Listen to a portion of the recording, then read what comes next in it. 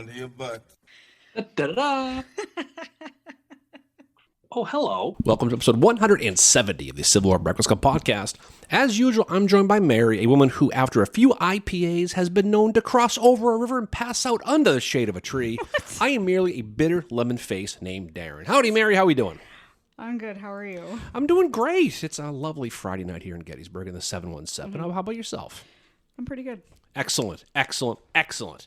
So, that being said, I have to ask the big question, Mary, of course. What are you drinking? I'm drinking an IPA called Blue Comet, and I'm drinking it out of, I just have my General Sherman and his staff mug. Is that the last Blue Comet? Yep. Come on. That was mine. Anyway, all right. Okay. Glad to hear it. Yep. Okay.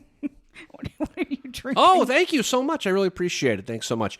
I am drinking the old standard Yingling because someone took all the last Blue Comet, and I'm drinking it out of my Freemason mug because the guy we're talking about tonight is actually a Freemason, Mary, so we got to talk about it. Tonight we're going to basically be going to discuss the events leading up to and the consequences of the death of one of the most famous generals in the history of the Confederacy, one Thomas J. Stonewall Jackson. His life has been called a turning point in the war by some, while others feel his demise was just one of another 12,000 casualties suffered by the Confederates at the Battle of Chancellorsville in May of 1863. And the truth likely is it's somewhere in between. But what can't be denied is his death required a game plan change by Robert E. Lee's Army of Northern Virginia and their strategy to try to fight and win the American Civil War.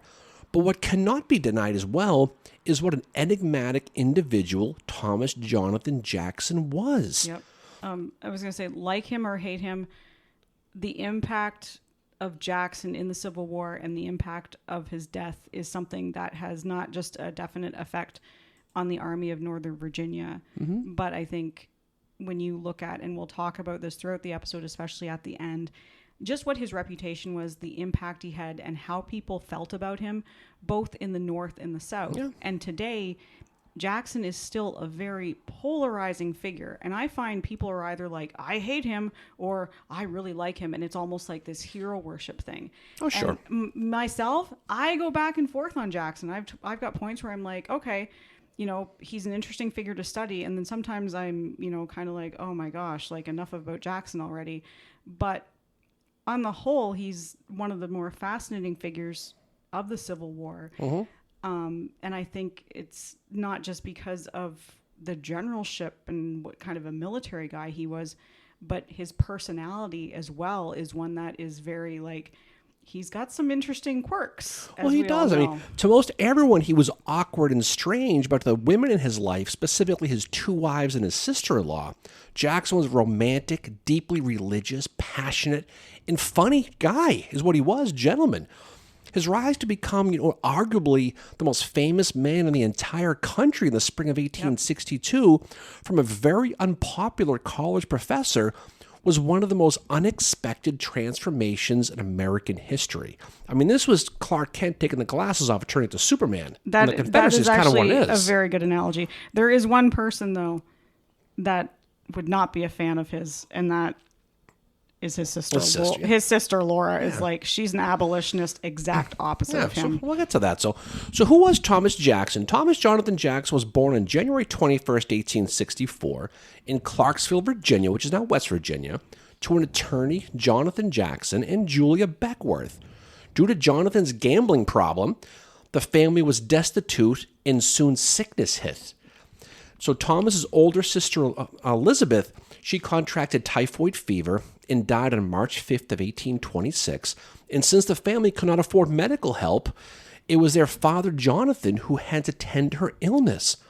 It wasn't long for Jonathan to contract the disease himself, and he followed his 7-year-old daughter to the grave just 21 days later.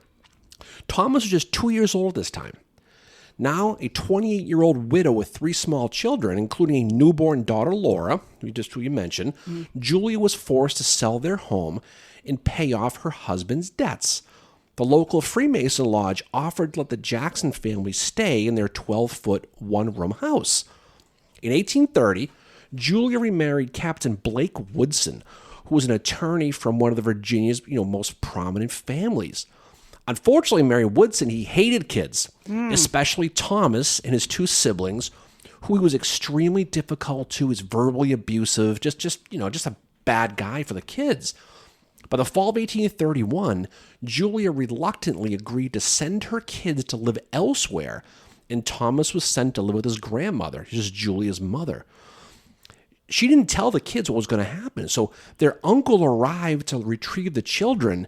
They were heartbroken. Thomas actually ran and hid in the woods, hoping to stay with his mother Julia, but it was not to be. On December 4th of 1831, Julia herself is going to die of complications of childbirth after having Thomas's half-brother William Wirt Woodson.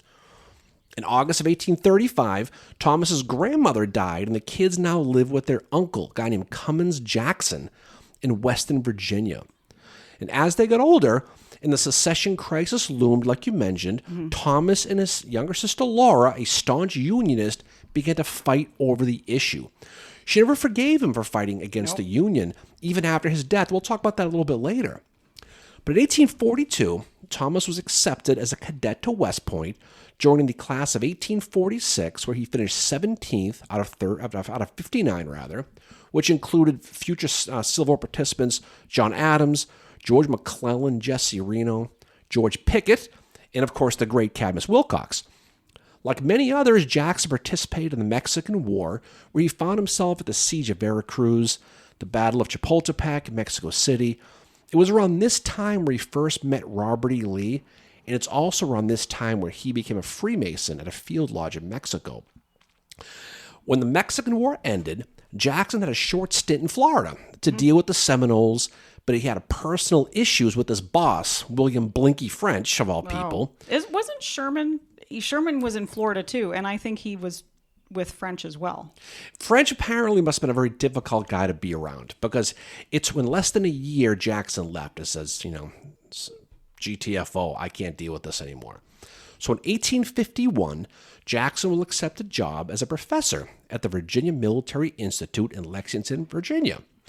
Jackson was 6 feet tall at the time. He had deep blue eyes. He's known as Old Blue Light. Right. He was very thin, had a gauntish-looking body with an awkward posture, and apparently he had a very strange walking style. If you look at the picture of him, he's photographed as a first lieutenant soon after his West Point graduation. I think he looks kind of like Kirk Douglas in a way. I don't know. Sure. He has no facial hair and is taken in the late 1840s. Possibly. So. But he's going to teach a newly created position called Natural and Experimental Philosophy, which today is what we would call physics, a class that I'm sure you would certainly fail. No question about that. No, I was not a science girl or a math girl. Me either, actually. But Jackson was very shy and extremely quiet, and he was also awkward and very difficult to hold a conversation with. He was pious. He steered many of his conversations towards God, which was kind of a buzzkill and ended many conversations, admittedly. He refused to say a bad word about anybody, and he wanted no part of gossip. So he couldn't be on the Facebook Civil War community. He would lose his mind, especially, those posts that show up where, what if Jackson was at Gettysburg? Could you imagine? One thing I do want to say about Jackson, and there was an article about this maybe 8 years ago in one of the Civil War magazines, and it was really interesting, but I think it was an article in there. But anyway, it talked about how, Jackson may have been, today would be considered to be on the spectrum, and that's why he was so different. Who knows?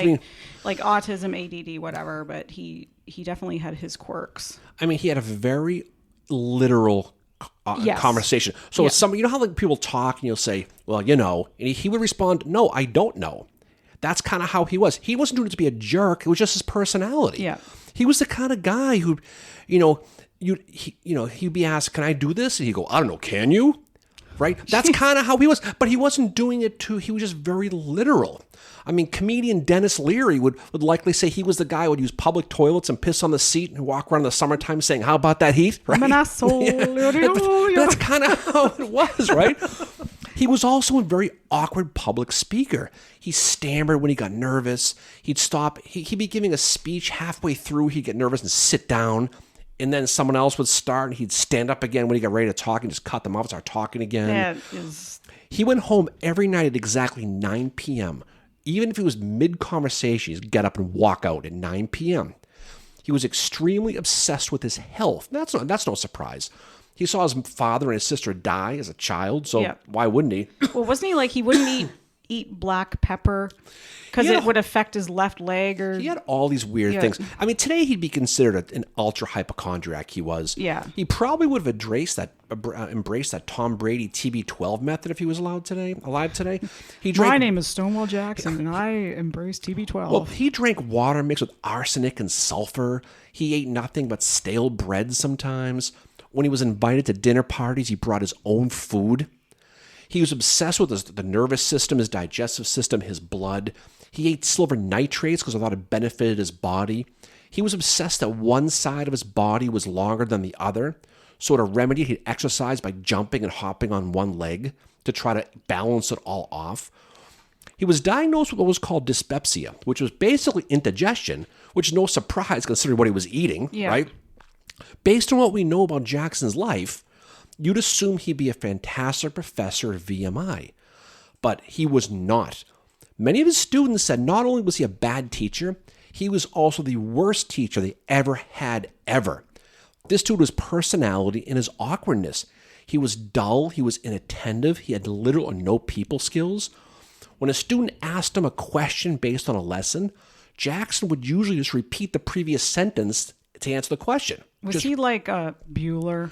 Well, I don't know Bueller? about that. I was just thinking, who knows? But and what was surprising, a lot of people don't realize, considering how he was in the military, he was not a stickler for discipline in the classroom. The kids had no respect for him. They hit him with spitballs. They mocked his awkward posture when he was walking. Someone would sneak behind him, pretend to be walking like him, just to get a laugh. He was basically how I treated substitute teachers at Waltham High School back in the day. Oh, that's nice. Well, in 1852, one of his cadets, James Walker, Jackson gave Walker a task that he did not want to do because Walker felt it was condescending. Jackson kicked him out of the class and charged Walker with disobedience. Walker was so mad, he challenged Jackson to a duel. It didn't happen, but Walker was eventually kicked out of VMI for it. It's ironic because during the Civil War, James Walker, same guy. Shot pouch? Nope, different Walker. Oh, okay.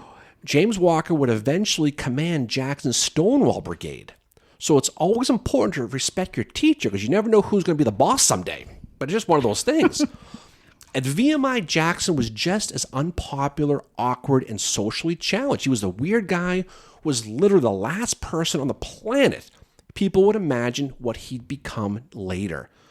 He often went against culture and even the law when it came to involving anything with religion.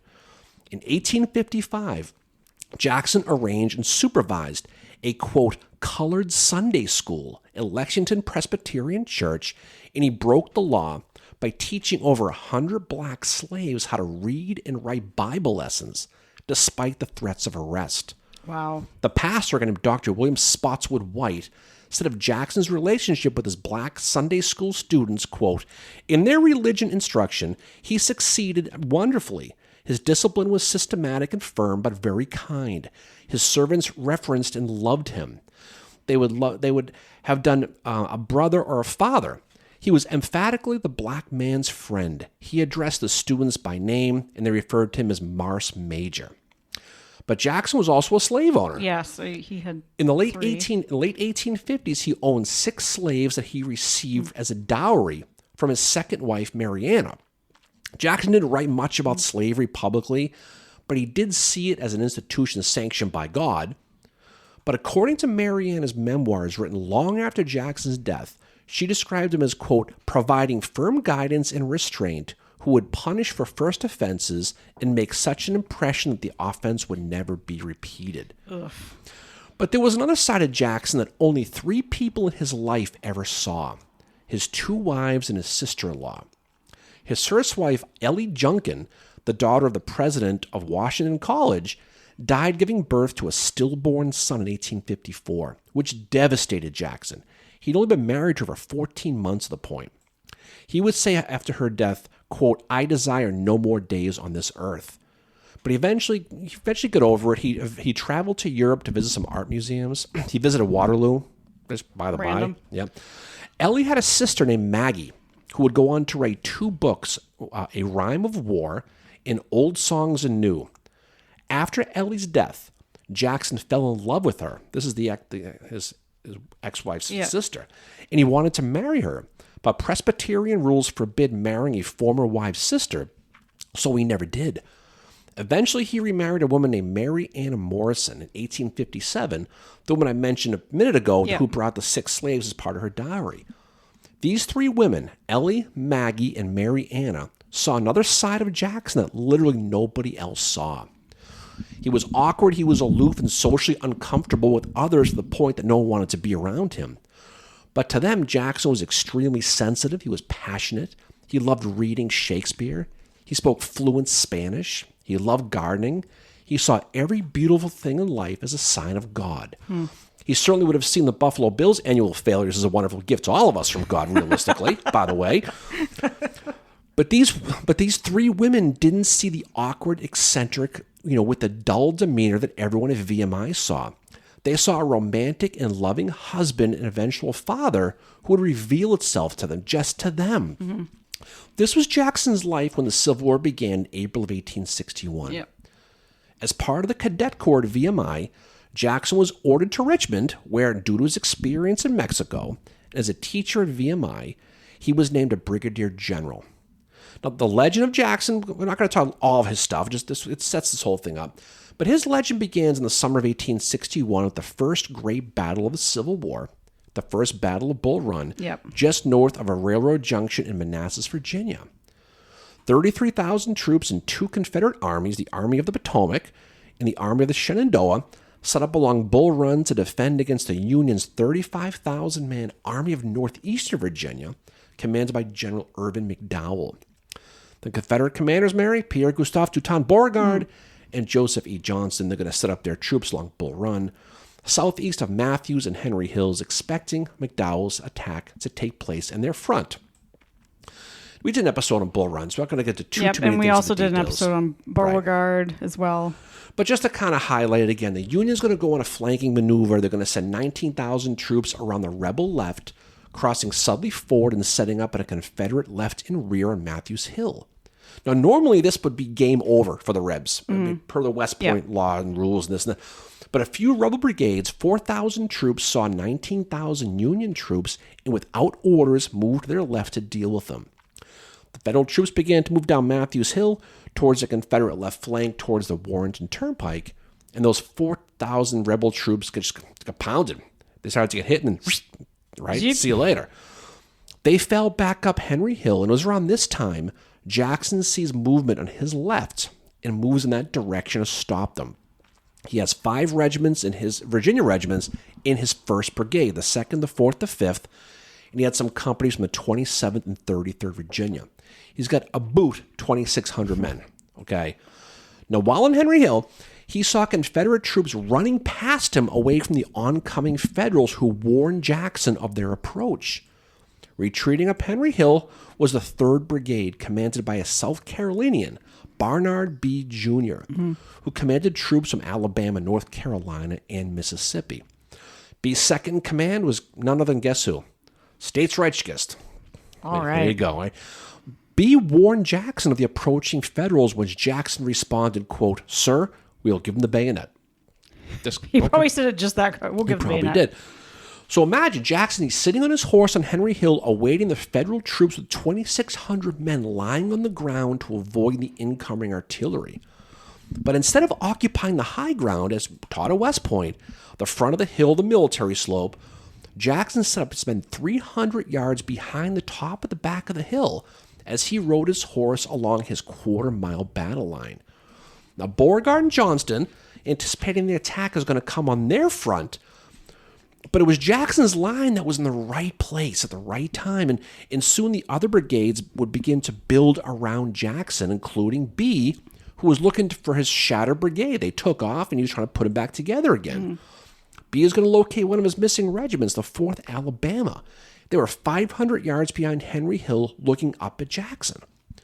B asked the 4th Alabama to reform, and when they agreed, he pointed up to Jackson and famously said, There stands Jackson like a stone wall. And the second half of it, let us go to his assistance. And we've talked about this a million times. I mean, whether he meant it as an inspirational or as an insult, we'll never know. No, I think it was more on the insult side, just given the last half of that, let's go give him assistance.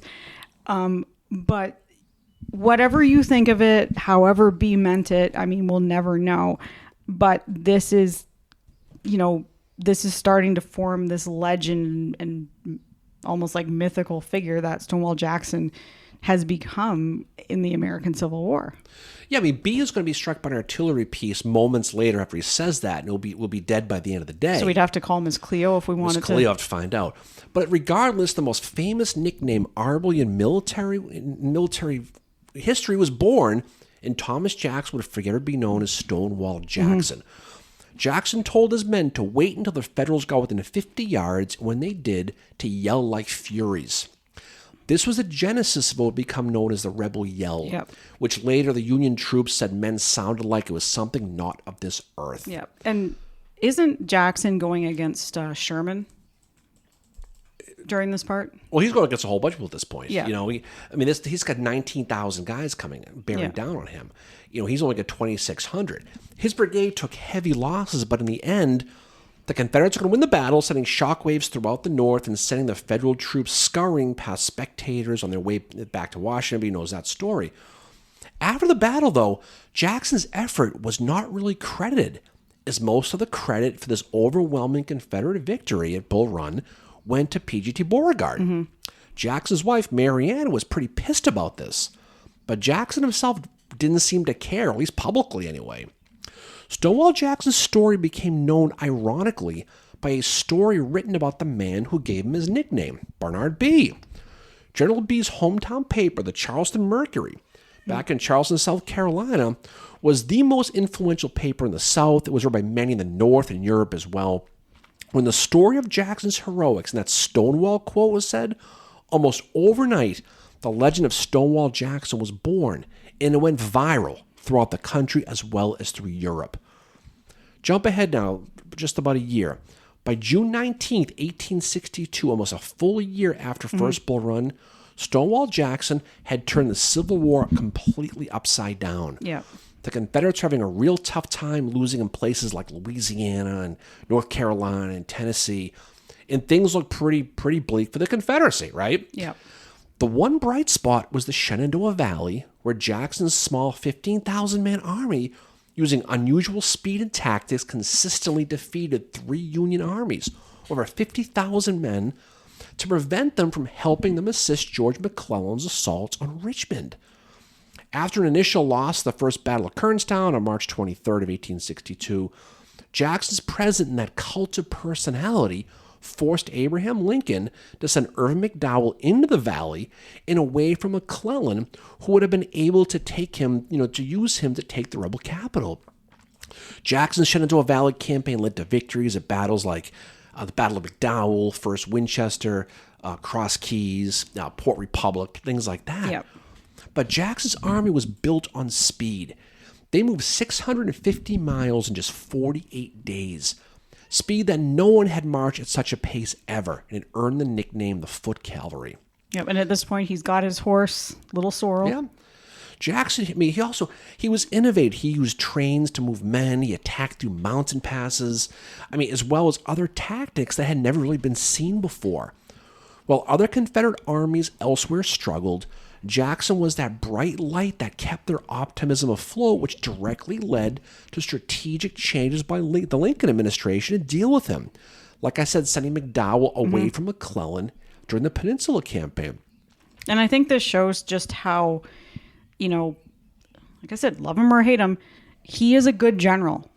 He knows what he's doing, and he's got this kind of, whether he wants it or not, he has developed this cult of personality where he's become like the poster boy for not just the Army of Northern Virginia, but the South and the Confederacy. By the end of the Shenandoah campaign, Jackson drove 4 Union armies and the Shenandoah Clown out of the valley.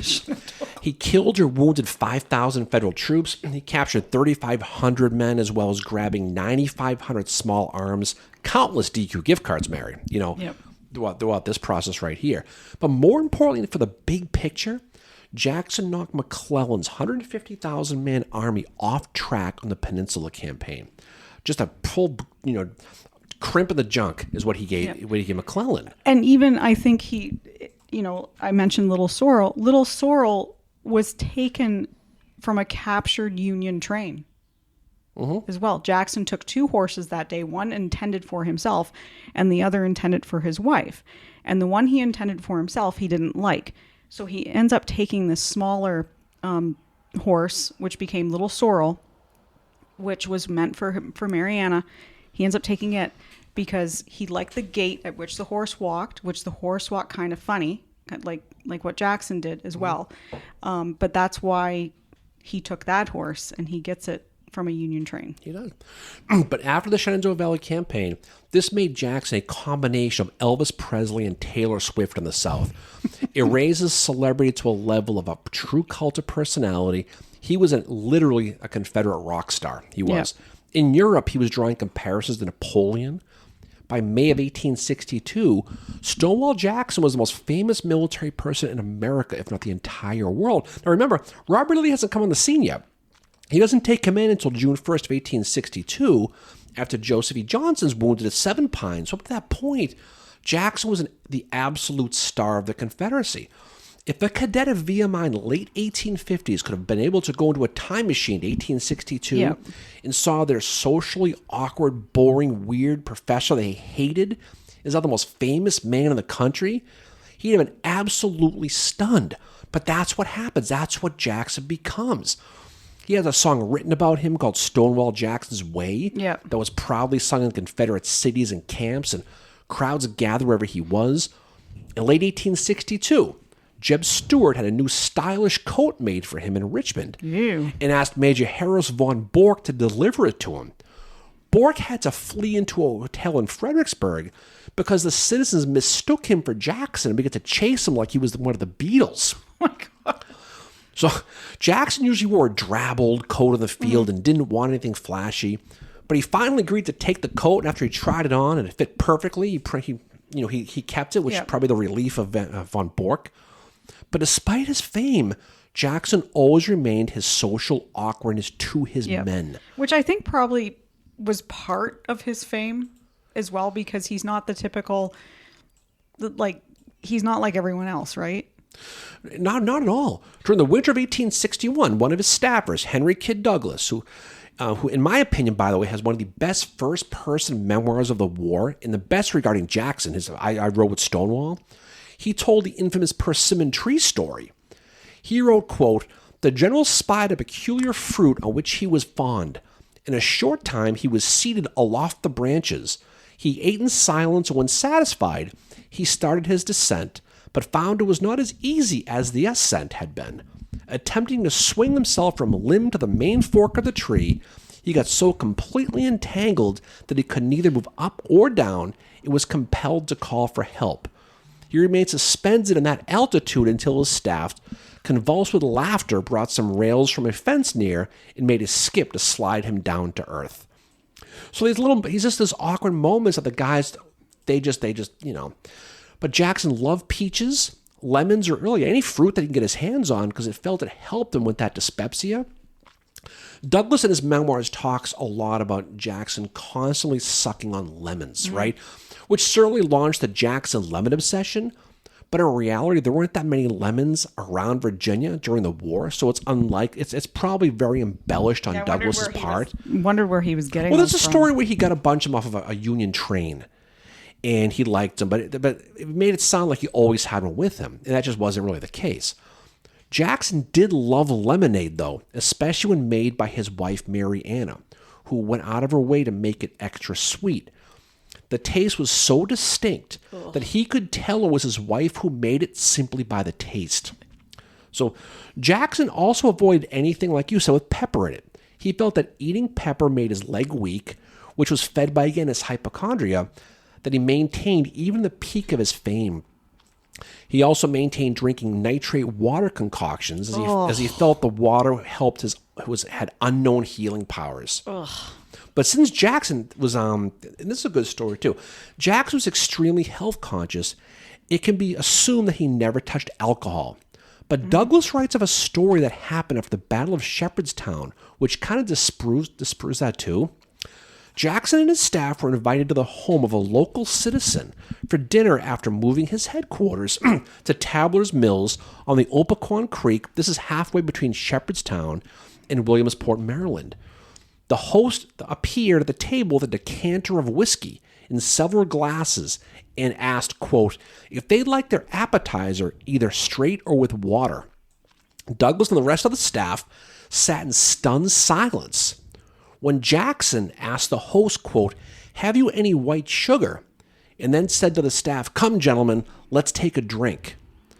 Douglas then wrote, quote, the general walked to the table under the guidance of the medical director, who of course doubled the prescription, and in shocking contrast to his reputation, mixed a stiff toddy and drank it off. The staff continued to turn down the whiskey before Jackson said, quote, I like the taste of all spirituous liquors. I am the fondest man of liquor in this army, and if I had indulged my appetite, I would have been a drunkard. But liquors are not good for me, and I rarely touch them. Douglas said it was the only time he ever saw Jackson drink whiskey, but he did. Wow. Despite the eccentricities, let's say that. Despite his awkwardness, Jackson demanded firm discipline from his troops, often court-martialing and executing troops for desertion or failing to follow orders. I mean, he court-martialed, all Richard Garnett. He just wasn't. He didn't play. He wasn't. And yeah, he's not singling someone like Garnett out. It's that he felt that Garnett at the Battle of Kernstown did not follow through with orders. what he said. And again, this goes back to Jackson being literal. If you are a literal person and you take everything like literally, if you're Garnett and don't follow those orders to a T or decide to go off book, Jackson is going to not be happy with you. And in that case, it's like, okay, well, yeah, I get it. Like, he didn't demand discipline at VMI, but he demanded basically unflinching discipline in the army. Yeah, which is because school is different than the army. And I get it, VMI is training army cadets. Right, but people follow orders, people get killed. Yeah. And that's what it was. But Jack was the peak of his popularity and skill at the Battle of Chancellorsville.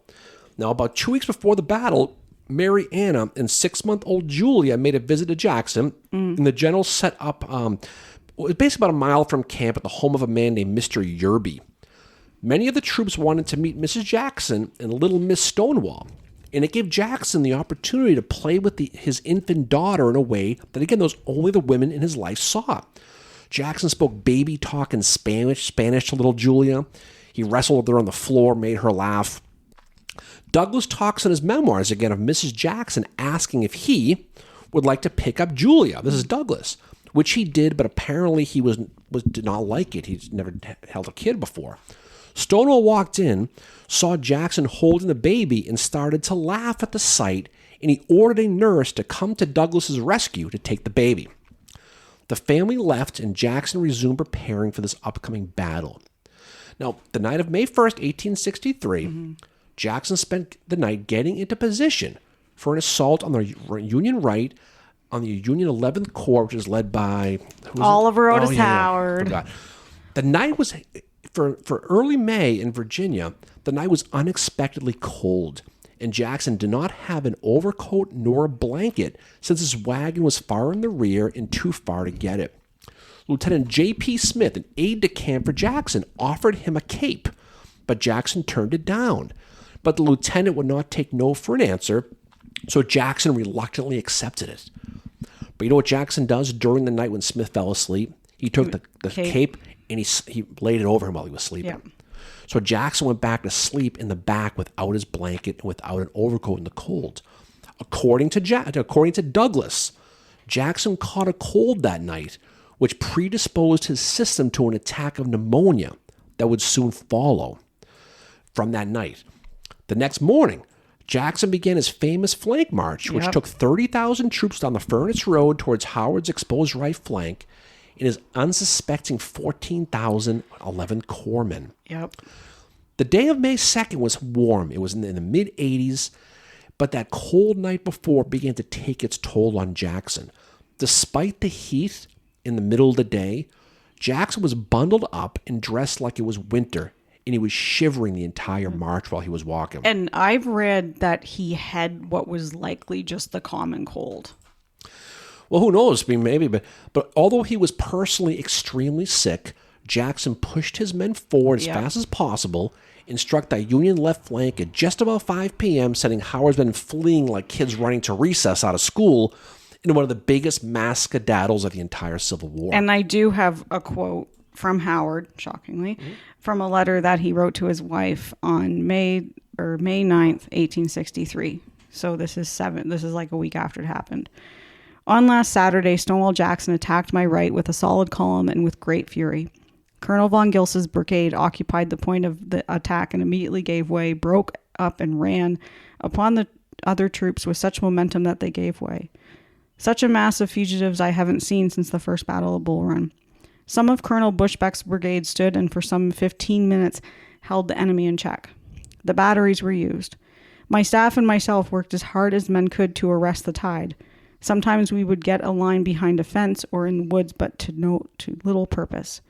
The most trying and dangerous position a commander can be in is when his troops have got a panic and are flying.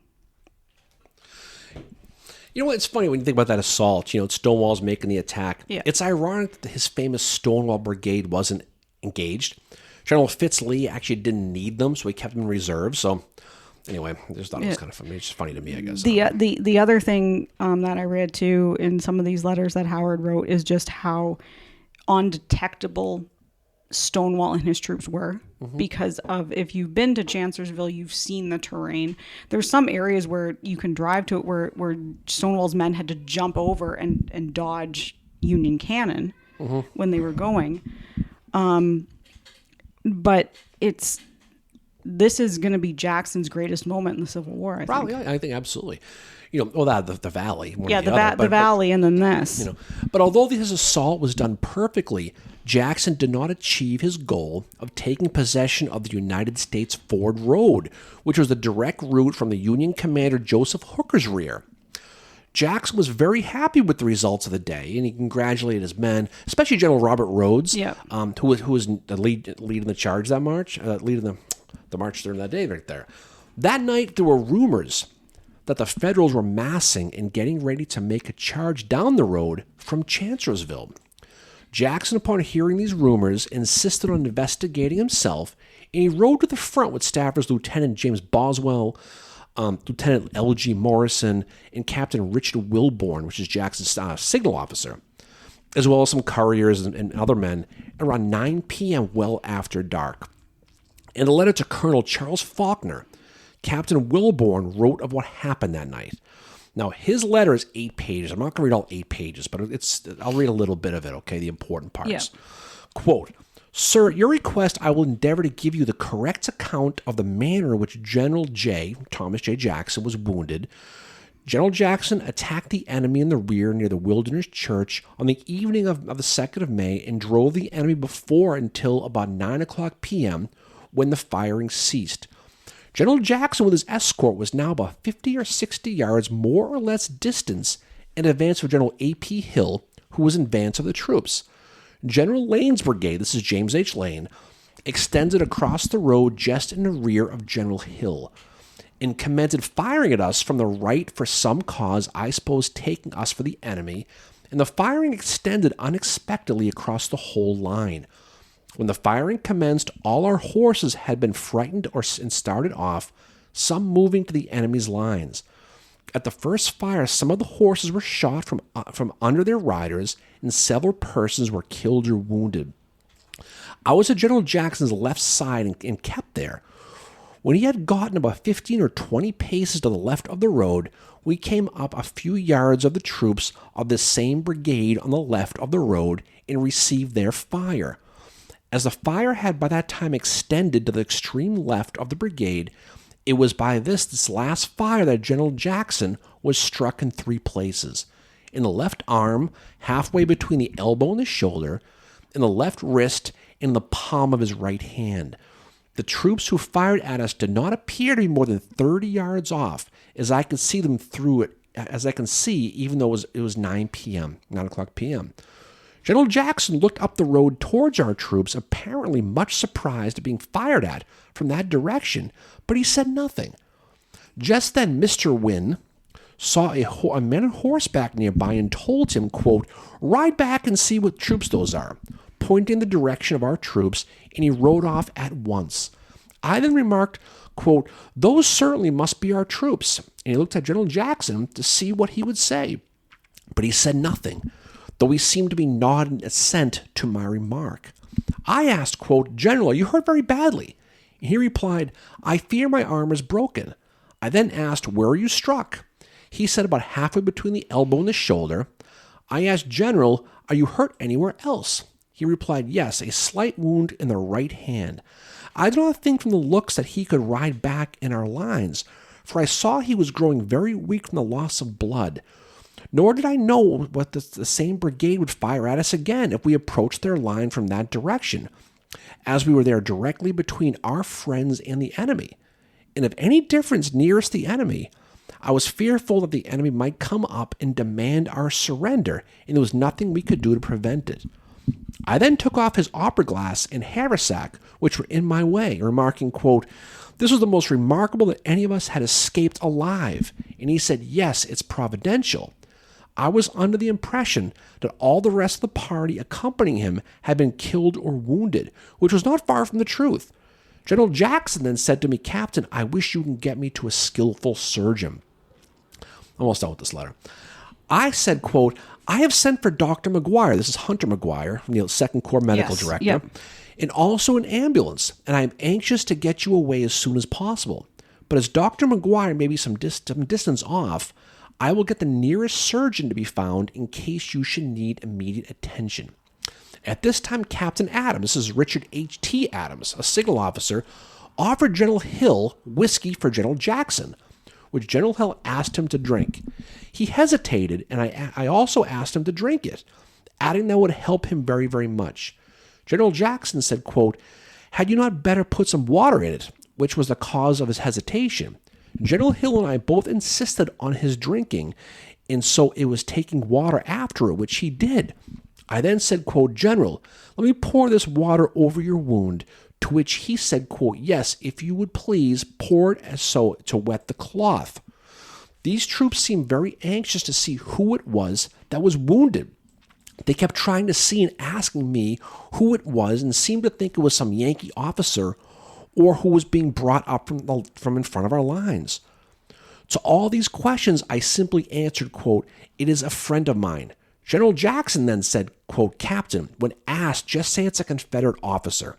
One man was so determined to see who it was that he walked around me in spite of all I could do to prevent it, and exclaimed in the most pitiful tone, quote, "Great God, that is old General Jackson." When I said to him, quote, "You mistake, it's only a Confederate officer, a friend of mine." So I reached General Lee about a half an hour before day and found him laying on the ground asleep. But as soon as I spoke to Major Taylor, this is Walter Taylor, he asked who it was, and when told, he told me to come and take the seat by him and give him all the news. After telling him the fight in victory, I told him General Jackson was wounded, describing the wound then, as he said, quote, "Thank God it's no worse. God be praised that he is yet alive." He then asked me some questions about the fight and said, quote, "Captain, any victory is dearly bought that deprives us of the services of Jackson even temporarily. When I returned to General Jackson, his arm had already been amputated. He was doing well. Respectfully, R.E. Wilborn, Captain and Signal Officer, 2nd Corps." Now, the troops believed to have fired on Jackson, as most people know, and his entourage were those of the 18th North Carolina Infantry from James Lane's located, in A.P. Hill's division. The location of Jackson's wounding along the mountain road is right next to the modern-day Chancellorsville Visitor Center, and is also marked for those who want to see it.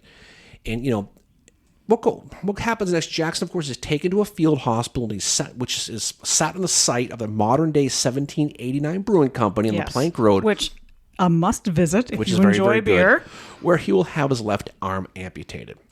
They have chickens, by the way, so don't go if you're scared of chickens. But what's important about this, though, is between the initial injuries and his amputation, it was reported that Jackson lost half of his total blood and accentuated that illness that he was suffering with all day during the march was what happened with this thing. The wounding, the shock, and the trauma of the amputation went very far to hide the illness that Jackson was coming down with from any of the doctors who noticed it. Yep. And at the time, like, medicine is not what it is today, obviously. And Jackson, for a few days, seems like he's rallying back and gaining health, and he's going to be okay. But it's on May 10th, 1863, that things take a very dark turn. Well, we'll get to that in a second, though. But I mean, he has his arm amputated. Yeah, and it's going to be buried. Yeah. Oh, well, yes, the arm. So Stonewall's arm is its own part of the story.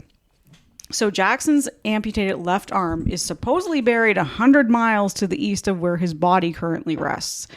And it is in the area of Chancellorsville Battlefield. So if you happen to be at Chancellorsville Battlefield, go see his arm. The arm was buried by Reverend Beverly Tucker Lacey, who is probably going to come into this story again. Lacey had been the chaplain of Jackson's Corps. He's a Virginian by birth, and Lacey would ride the circuit of Jackson's camps, providing ministry where there had previously been none. And Jackson's men often remembered Lacey's sermons very favorably. Jackson had encouraged his men to practice Christianity, and he would often attend Lacey's services as well because he enjoyed them so much. And during the winter and spring of 1863, there was a religious revival that took place in the Army of Northern Virginia, and Lacey is responsible for the one that takes place in the 2nd Corps, which is Jackson's Corps. So when Jackson has his left arm amputated, Lacey is said to have wrapped the amputated limb in a blanket and buried it where it currently is supposed to be, at Elwood in the family cemetery. And there is a story in 1864 that Union soldiers apparently dug the arm up to see if it was there. Realizing it was there, they reburied it. It's apparently been dug up since that time and put in a metal box with some ammunition, which is kind of weird. But you can go and see it. There is a marker there, and it is the only marker in this family cemetery. And apparently the rest of the I think it's the Elwood family is buried in this cemetery. Mm-hmm. But Jackson's arm has become part of this kind of like just who he is now, that you go see the arm. Yeah, you go visit it. We took our picture with the marker. It's pretty good. But May 4th, the day after the amputation, Jackson's prognosis actually looked really, really good. And the odds of his recovery looked really strong. And so he was moved down the railroad stop 24 miles away to Guinea Station, which was the Reb's northernmost supply hub. Jackson was loaded onto a train along the Richmond, Fredericksburg, and Potomac Railroad, where he'd be sent further south to Richmond to recover. When they got to Guinea Station, though, they had to wait because the Union cavalry under George Stoneman had destroyed the tracks between Guinea Station and Richmond. So Jackson would have to wait until they repaired the tracks. Stoneman's raid was pretty pathetic overall, but it did manage to cut the direct line to Richmond long enough to keep Jackson from moving to the capital. Next to Guinea Station was a 740-acre Fairfield plantation owned by Thomas Chandler. Chandler had 3 sons fighting the Confederacy. They'd seen most of their slaves escape to the Federal lines when they arrived in Fredericksburg in late of 1862. Jackson was brought to the Chandler house to recover while he was awaited the completion of the railroad track repair, but the house was already full of Confederate wounded, from during the battle. So instead, Jackson was sent to the Chandler office building, a small whitewashed building nearby, to give the general some privacy and a quiet place to rest and recover under the watchful eyes of Dr. Hunter McGuire. At that moment, again, everything looked like it was going to be fine. Jackson was awake. He was talking with his staff and letting everyone know that this was God's plan, and no one felt the injury was going to be a threat to his health. Yeah. Back in Chancellorsville, Lee was trying to prepare for the next phase of the ongoing battle, now without Stonewall Jackson. If he had died on the night of May 2nd, history would have been a lot different, but he lived for an additional 8 days while Lee's army was kind of going to be in a sort of flux, with this wounding. one of Jackson's staff officers arrived. This is Sandy Pendleton, who was sort of Jackson's unofficial chief of staff. Yeah. And he asked Dr. McGuire if he can see the general so he can discuss battle plans with him. McGuire allowed him to go see Jackson, where Pendleton tells him that Jeb Stuart is going to move from cavalry to infantry to command his 2nd Corps. Pendleton, though, wants to know if Jackson has any orders for Stuart. Now remember, Jackson is a micromanager. He's unlike Lee. He works in the minutia of all the military matters. So when Pendleton needed to know what Jackson wanted to do next so he can tell Stuart, Jackson's going to take a minute to gather his thoughts, and then he does something completely unexpected. He said, "No, I have no orders. Tell Stuart that he should do what he feels is best and what he thinks is right." So Jackson is basically relinquishing command of his corps to Stuart because he wants to see he sees his wounding as a message from God, and he wants to see what his plan is for him while he recovers, maybe return to the command at some point. But aside from a couple of general comments here and there, Jackson does not give orders to Stuart and will not influence him in any way during the battle. He knows he can't manage the way he wants to, so he chooses not to manage at all, which is a huge thing considering his personality. Yeah, considering he's a micromanager. Now, Mariana learns of her husband's wounding and makes plans to travel to Guinea Station, to go see him. But she also has to wait for the rail line to be fixed as well. While Jackson is recovering, he doesn't think he will die, but he clearly must have spent some time reflecting on his life and making peace with God, all that stuff. May 7th, the railroad tracks has been repaired from Stonewall's raid, and Dr. McGuire notices that Jackson's condition has suddenly gotten much, much worse. He's sweaty, he's white as a sheet, it's getting more and more difficult for Jackson to breathe. Dr. McGuire sees this and is stunned at how bad he looks all of a sudden. So he sends a message to Richmond to send more doctors up to Guinea Station as soon as possible to assist him. A train will be sent from Richmond, which will carry some additional doctors, as well as a Virginia governor and close Jackson friend John Letcher, as well as his wife Mariana and their 6-month-old daughter Julia. When the train arrives at Guinea Station, this is a major field hospital now. Mariana starts seeing burial details, digging and burying bodies around the Chandler house, and she has a fear that it's too late, that he's dead, but he's obviously still alive at this point. She's soon told that he's still alive and decides to make his lemonade for her husband, and sends the lemonade into Jackson's room while she waits outside. Jackson drinks the lemonade. He notices how sweet it is and immediately recognizes his wife's recipe, and by that taste of lemonade, he knows she's there, just by tasting it. Mariana comes into Jackson's room for the first time, and when she sees his condition, she's stunned. It was just probably 6 weeks before when they had visited. He's playing with Julia. They're rolling around on the floor having a great time. He was the peak of health, the peak of happiness. So she'll spend the next couple of days at her husband's side as his condition continues to deteriorate due to this cold from May 1st that has now turned into full-blown pneumonia, which was hidden from his doctors by his wounding and his amputation. Now, medicine is different nowadays. Yes. They tried a couple different ways. They tried cupping. They tried to pull it. Yep. But the worst thing you can do, and this is what Dr. McGuire does, the worst thing you can do with someone with pneumonia is let him stay in bed. Yeah. You want to get up, you want to walk around, you want to get air in the lungs. He doesn't do that. This probably made it worse, if not worse, if it didn't help him get better. The next few days, Jackson will continue to struggle to breathe, and the effects of pneumonia are continually, taking over his body at this point. May 9th, Marianne offers to pray with Jackson, but he refuses to initially. Yeah. He's too tired. He wants to sleep. But then he changes his mind and he realizes that you should never refuse prayer. So he goes along with it. The next day is May 10th, Sunday, May 10th, and Dr. McGuire and the other doctors realize that Jackson's condition is far worse and that he's not going to survive the day. Yeah. They're going to bring Mary Anna in to tell the doctor. She'll be told by one of the doctors, a guy named Samuel Morrison, who's their family doctor from Lexington. Dr. Morrison offers to be the one to go tell Jackson this is going to happen. Mariana refuses and says that she should be the one to tell him. So she goes into his room and sits by his bedside and tells him that today is the day he's going to meet the Savior. Jackson responds, quote, "Good, it's the Lord's day. I've always desired to die on a Sunday." He then asks he asks to see his 6-month daughter, old Julia. And when he does, he puts his hands on her head and calls her his little comforter. The next few hours, Jackson's going in and out of consciousness. He begins to have fits of delirium. He wakes briefly to give one battlefield command. He's going to say, quote, "Order A.P. Hill to prepare for action. Pass the infantry to the front. Tell Major Hawks." And then he stops mid-sentence. It was reported at that moment that Jackson had a smile of, quote, "ineffable sweetness" that spread across his face. And then with a clear voice and peaceful expression, he said, quote, "Let us cross the river and rest under the shade of the trees." Then General Thomas Stonewall Jackson will then die. It was 3:15 p.m. on May 10th, 1863.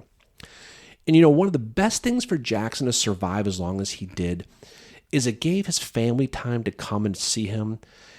He was somebody, Jackson was, as a lot of people were in that Victorian era. He wanted to die the good death, Yep. right? Surrounded by family, at peace with God, which was always the most important thing to Jackson. So if he was killed on the 2nd or he died the 3rd, he would not have been able to do that. But obviously, the death of Stonewall Jackson was a huge blow to the Yes. Confederacy. We'll talk about this, but on the military side, Jackson's death created a huge vacuum in the command structure, and it's not a surprise that Lee never won an offensive battle in the East after Stonewall Jackson's death. And I think that itself speaks to what Jackson's death did. And, I have seen Jackson's death downplayed and say it doesn't matter, things would have been the same. It's like, yeah, the war, the outcome of the war would have been the same, but Lee is having to change his whole strategy because of this. Mm-hmm. And this is what happens when you lose somebody that that does have what Stonewall Jackson had, which he is a good general, Well, but you have two experienced corps led by trustworthy field generals. Yes, This is, of Longstreet. course, James Longstreet and Thomas Jackson. Yep, who can understand Lee's orders, right. And that's the thing. And this is something that Alan Gelzo touches on in his biography about General Lee, is the impact of Jackson's death and just how Jackson is able to interpret what Lee wants and pass that on to his subordinates. And this is something that the subordinates who are going to have to take command after him struggle with. Mm-hmm. Well, now instead of those, now you got 3 corps. Richard Stoddard Ewell is going to take one. A.P. Hill is going to take the other one, joining James Longstreet's 1st Corps. So it changes everything. It changes the future, changes Gettysburg, changes everything. The next day on May 11th, Robert E. Lee is going to write to his wife, Mary, quote, and he's going to say, "In addition to the deaths of officers and friends consequent upon the late battles, you will see that we have to mourn the loss of the great and good Jackson. Any victory would be dear at such a price. His remains go to Richmond today. I know not how to replace him. God's will be done. I trust he will raise up in some place." Lord Palmerston, the Prime Minister of England, called Jackson's death, quote, "the day the Confederacy died." Mm-hmm. And Reverend James Ramsey at his funeral says, "The nation indulges a personal grief. Never perhaps did such a throe of agony pierce a nation's heart." And these comments came from the North, too. General Gouverneur K. Warren, the hero of Little Round Top. He said of Jackson's death, quote, "I rejoice at Stonewall Jackson's death as a gain to our cause. And yet in my soldier's heart, I cannot but see him as the best soldier in all of the war and grieve his untimely end." Henry K. Douglas, the man who wrote Stonewall, wrote, quote, "That evening the news went abroad, and a great sob swept over the Army of Northern Virginia. It was the heartbreak of the Southern Confederacy." And the Charleston Mercury would write, "Seldom has a people manifested so deep and universal a sorrow as that which has spread over the land with the announcement of the loss of the loved and trusted leader, Stonewall Jackson." I mean, his death, it was a national tragedy in the South. And when his body returned to Lexington, thousands of mourners came to watch the train pass. But again, in the North, Jackson's reputation, jumped as many in the North actually admired him. Mm-hmm. Boston papers wrote well of him, and church bells in New England rang in his honor. not because he agreed with what he was fighting for, but because he was a good Christian man and honorable warrior. Now, we mentioned a little while ago, one person who did not seem to be upset at all with the death of Jackson was his sister, Laura Jackson Arnold, who was close with him until the Civil War began, and then until Thomas fought for the Confederacy. As the war kind of got going, she became a staunch Unionist, and it was so patriotic that when he died, she had mixed feelings. Yeah. One Union officer said that she seemed depressed at hearing the news, but her Unionism was stronger than her family bonds. Laura then said, quote, she would rather know that he was dead than to have him a leader in the rebel army. Yeah. You know what they say, Mary? Can't spell family without FML. I mean, that's I like her. She seems like she was a real firecracker. May 16th, 1863, Howard is very brief with what he says. He says, I believe I am right in standing by the government and that Stonewall Jackson was on the wrong side. But I have found other, writings of Howard's that Howard did respect him, recognized what happened to him. Howard was like, yeah, I was obviously outgeneraled that day. Howard does go on to name his son Chancey after the Battle of Chancellorsville because he never wanted to forget what happened to him there.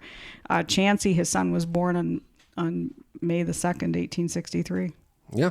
Same day as the battle. When Jackson's body arrived in Richmond, a military escort under the command of General Arnold Elzey, conveyed the remains, which were wrapped around a Confederate flag, and he was embalmed and placed in a metallic coffin.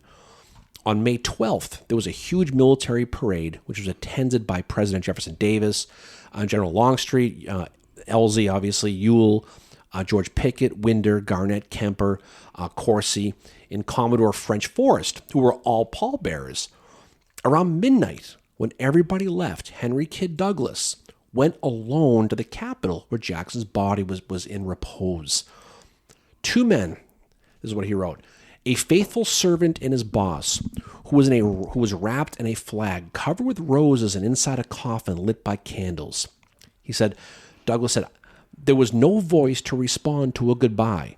I picked up a few flowers and took my last leave of Stonewall Jackson and said, he who cared not to be great, but as he saved or served the state, such was he. His work is done.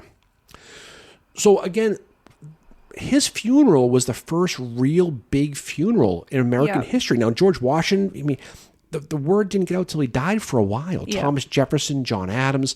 But when he died, the word got spelled was quick. It was, it was a huge death. And, it's around this time or soon after his death that you have a general in the Western Theater. We've talked about it many times. General Patrick Cleburne, who will get the name Stonewall of the West, because he is very similar to Jackson in how he conducts himself militarily. He's kind of, in a way, eccentric, not to the point that Jackson is, but that is Patrick Cleburne's nickname, is Stonewall of the West. And Cleburne will also have a horse that he calls Stonewall. But it's just an amazing thing when you think about it. His funeral and death parallel a lot to Abraham Lincoln's, if you think about it. Yeah, they do. But I remember my mother would tell me where she was when Elvis Presley died. Or people may remember where they were when Michael Jackson died, or things like that. This is what this was. This was the first national oh my God moment. Yeah. Because his star was so high.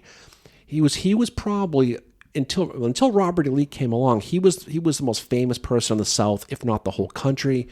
A rock star in Europe as well. But when he died, it sent shockwaves to the entire world, north to south and Europe. Yep. The quote from Palmer, so we mentioned the quote from Warren.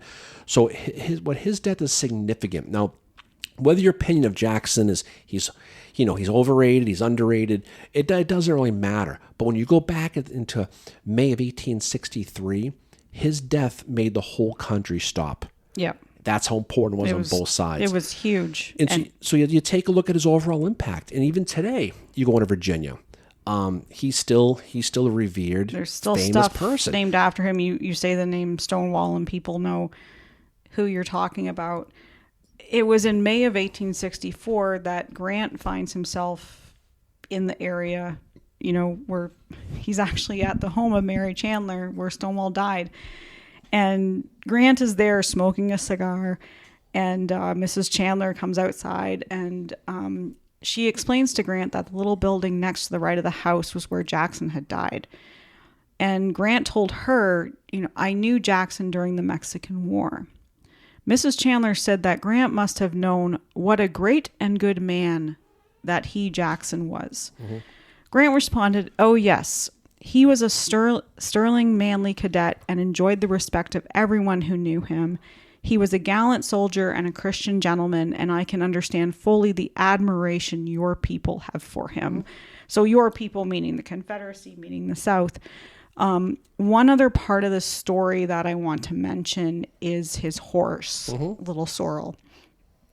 Because Little Sorrel is very much a part of who Stonewall was. If you Google Stonewall Jackson paintings, you are going to find paintings of him and this Morgan horse that he called Little Sorrel that he captured from a Union train. And there is one picture of them standing like under trees by a river. And I think that's inspired kind of by the quote of what Jackson said at the end of his last words. So Little Sorrel he's going to be as much of a celebrity as his owner was. Mm-hmm. Little Sorrel is probably almost as famous as Lee's horse Traveler. And he's actually going to live on a farm with Mariana. And this horse was so intelligent, he could open the latch and he would let all the farm animals out.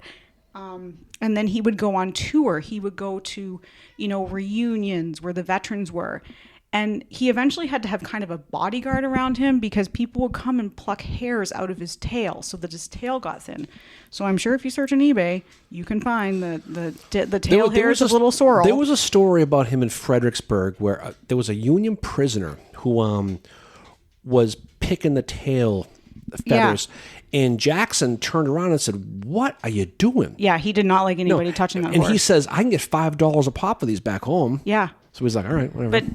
But Jackson didn't like anyone touching him. And after Jackson was wounded, Little Sorrel had bolted the first time that he ever did. And it was actually Union troops that brought him back because they recognized who Little Sorrel was.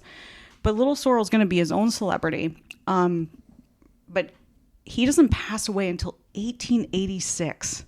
Mm-hmm. That's how much longer after, I don't really want to I hate calling the generals the owners of these horses because it's almost like the horses are their pets, that they're extensions of their personalities. Yeah. So Little Sorrel's final hours were not spent alone. He was cared for by veterans, and one guy stayed by his side until the horse passed away.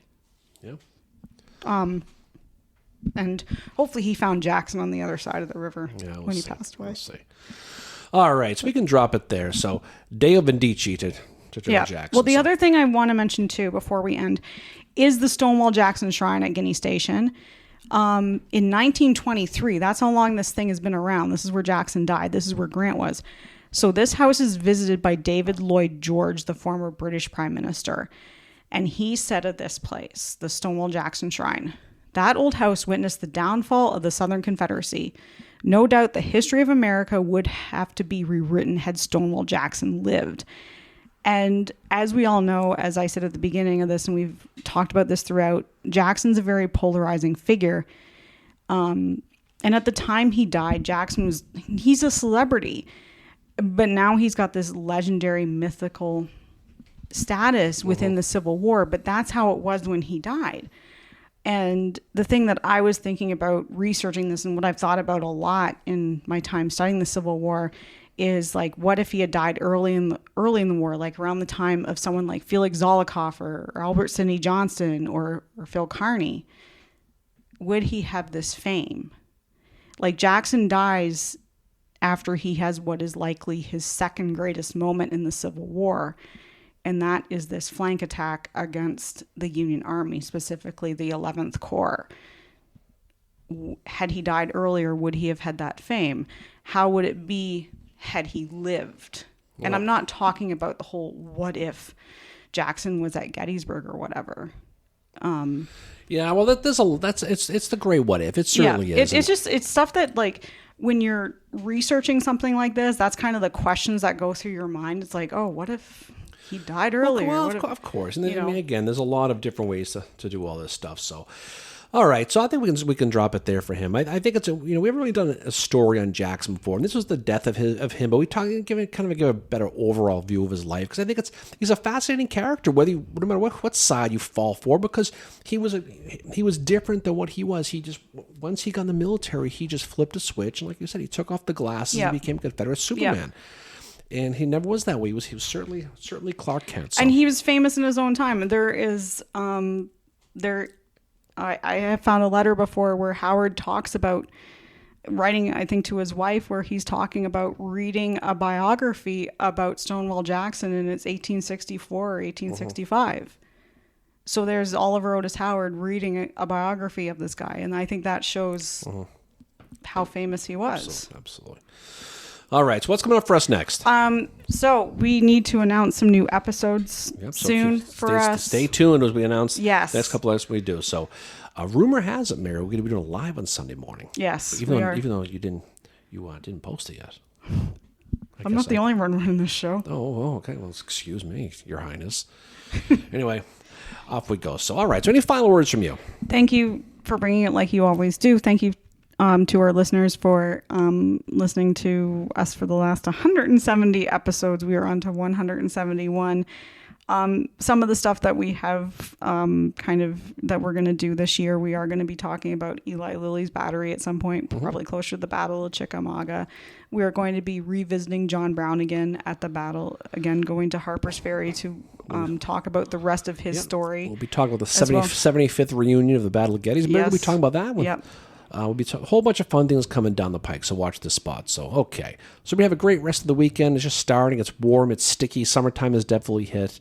It's not quite gold bomb powder weather yet, but it's getting there. So we'll tell our story. So off we go. Have a great weekend. We'll talk to you all soon on the other side. See you all later. Peace out.